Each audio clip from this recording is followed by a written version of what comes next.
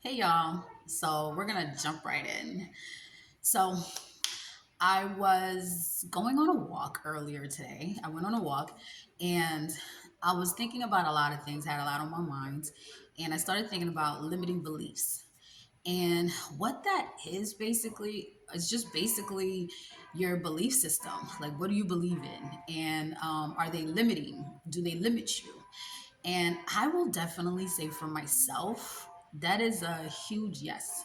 My limiting beliefs had me in situations that I knew I deserved better. Jobs, relationships, friendships. I look back and I'm like, dang, I really have a pattern of knowing I deserve better because sometimes we think, oh, it's the person's self esteem. Maybe it's this, maybe it's that. They don't know that they deserve better. But what happens when you do know that you deserve better? And instead of going out to find better, you force situations to be better, if that makes sense. Like, the friendships that should be ending, but you keep going, or the relationship that you're not getting what you need, but you keep forcing it.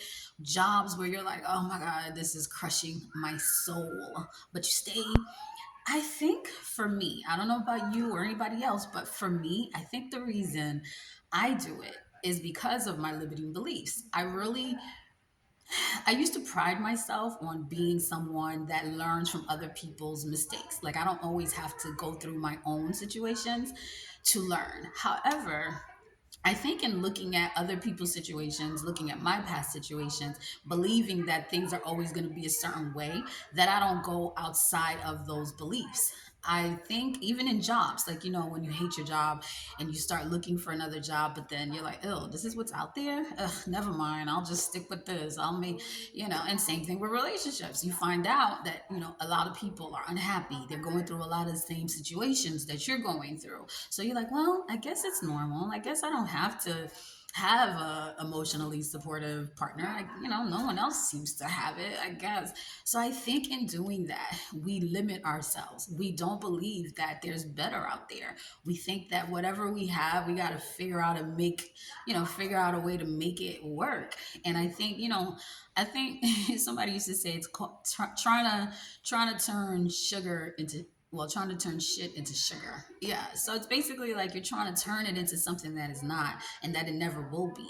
So at the end of the day, I think we really have to start thinking about our limiting beliefs, really looking at your life and seeing, is that why you could be stuck in a certain area or in all areas of your life? Maybe even looking back to see, is there a pattern of you doing that? And just really, I think it takes a lot of soul searching. For me, I journaled a lot, I walk, I do a lot of things to try to like really get in there and deal with the things that are limiting me, deal with the things that, because if you see your life being a certain way and you're not happy with the way that it is currently, maybe that's what it is. Maybe you have limiting beliefs. Maybe you have things that you just don't believe that there's more out there. That, well, we're all kind of dealing with the same stuff.